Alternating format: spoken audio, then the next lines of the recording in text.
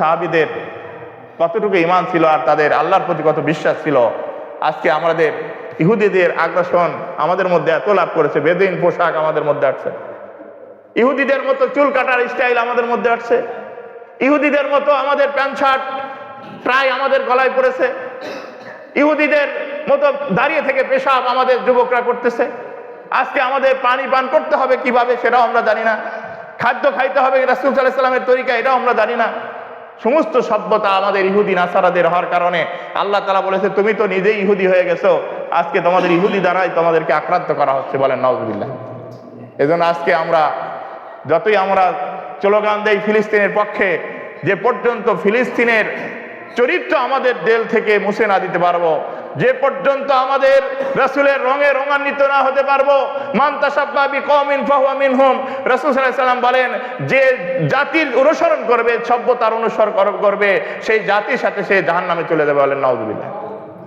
আজকে আমাদের পোশাকটাও ইহুদিদের মতো, চুলটাও কাটে বিভিন্ন স্টাইলে, নেইমার বিভিন্ন স্টাইলে চুল কাটা হয়, আমাদের পোশাক পরিচ্ছদটাও যেন ইহুদি নাসাদের মতো, আমাদের চুল কাটার স্টাইলটা ইহুদি নাসাদের মতো। এই জন্য আজকে আমাদের বাঙালি নয়, সারা বিশ্বে আমাদের মুসলমানরা নির্যাতিত।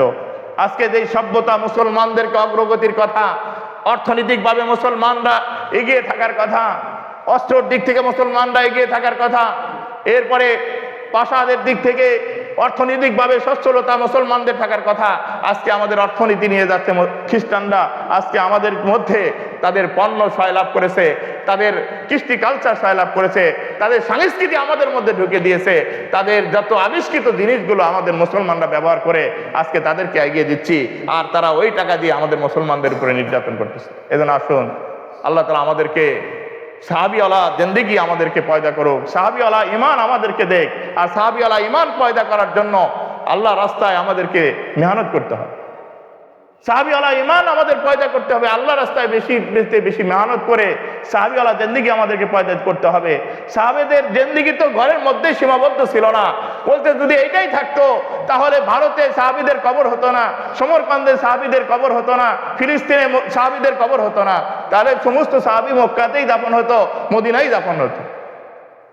এজন্য ঘরে বসে থেকে আমাদের ঈমান চর্চা করা যাবে না, আমাদেরকে বের হতে হবে, আমাদেরকে জিহাদের রাস্তায় বের হতে হবে, আমাদেরকে দ্বীনের দাওয়াতের রাস্তায় বের হতে হবে। এইভাবে ঈমান যখন পয়দা হবে, দেখবেন আপনারা মুসলমানরা একাই বিজয় লাভ করে, বলেন সুবহানাল্লাহ, অস্ত্রবিহীন বিজয় লাভ করবে। মুসলমানদের একটা অহংকার, তাদের 40,000 তাদের সৈন্যর চাইতে বেশি হওয়ার কথা ছিল, কিন্তু আজকে আমাদের মুসলমান, সারা বিশ্বের মুসলমান অহংকার দিচ্ছে, কাজ হচ্ছে না। আল্লাহ তাআলা আমাদেরকে সাহাবীওয়ালা ঈমান বানানোর তৌফিক দান করুক, এবং আল্লাহ তাআলা আমাদেরকে রাসূলওয়ালা জিন্দেগি আমাদেরকে পয়দা করুক, এবং আল্লাহ তাআলা আমাদের সেই ইহুদি সভ্যতা থেকে আমাদেরকে বের হয়ে এসে আল্লাহ রাসূলের সুন্নত তরিকা ধরার মতো তৌফিক দান সবাই বলে আমিন। এবং সাথে সাথে আল্লাহ তাআলা আমরা অপরাধ করেছি, গুনাহ করেছি, আল্লাহ আপনি ফিলিস্তিনকে মুসলমানদের আওতাধীন করে দেন, এবং ফিলিস্তিনের মুসলমানদেরকে আমরা অপরাধের কারণে তাদেরকে শাস্তি দেবেন না, আল্লাহ আপনি তাদেরকে বিজয় লাভ করান, সকলেই বলি আমিন।